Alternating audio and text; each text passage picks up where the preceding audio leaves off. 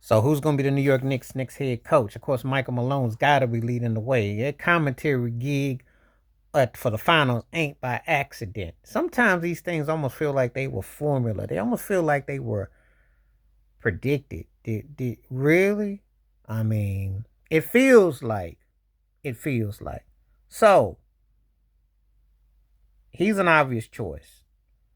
Um, there's Jay Wright, who coached Brunson and Bridges in college. He's a choice.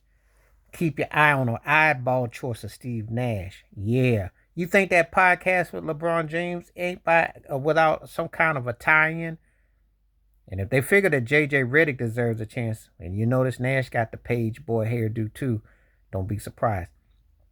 Other people that you could keep an eye on, Mike Budenholzer, who got fired from Phoenix, Frank Vogel, possible, those two.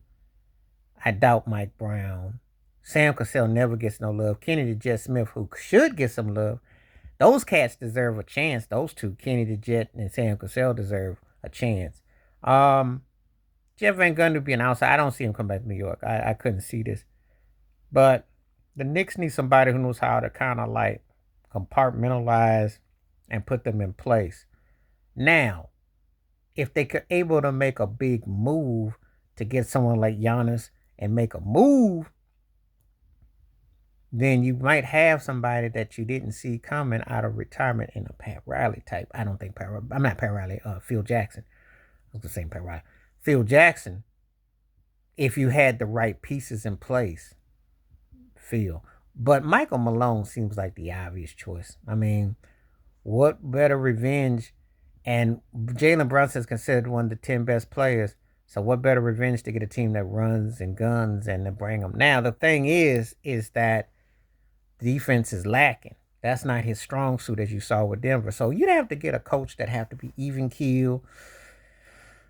Would Nash make it? Would Nash get the Steve Kerr treatment? Would he get a redemption song? Because he didn't really do much for Brooklyn, so we keep him in that. So I'm just saying, they're the New York Knicks candidates. But I think Michael Malone got to be, who would the New York Knicks hire next? Jay Wright's got to be a strong candidate. They want a young coach, and they want someone that's kind of like balanced. They want somebody that's had some kind of success. So it'd be interesting, It'd be interesting.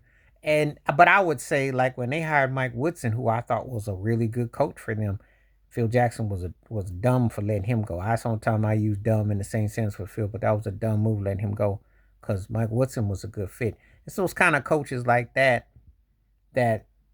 they get you a balance. So it'll be interesting what they decide to do. But I got a feeling Michael Malone's got to be the top one. That's just because of his what happened with Jokic and the styling, And the Knicks aren't going to resort to being a pound pavement team. So those days are gone. They're going to be more run and gun. Now the balance is that you don't burn your team out. They ran through the Mike D'Antoni. Remember D'Antoni with Jeremy Lin, and they went through Tibbs. So yeah, that don't work. So you got to find a happy medium. But I think they're going to be making a trade and a move in there. I think that's what's up. Anyway, let me know who you think will be the next New York Knicks head coach. Because I got a feeling, and somehow Steve Nash has got because that whole LeBron connection ain't by accident, and you just never know. I'm just saying. Please like, subscribe, work on thoughts, comments, and I do respond. Thank you. Wash your hands. Keep your mind clear. Watch out for another shit if you like. Stay safe, stay blessed, stay woke, stay free. I'm out. Peace.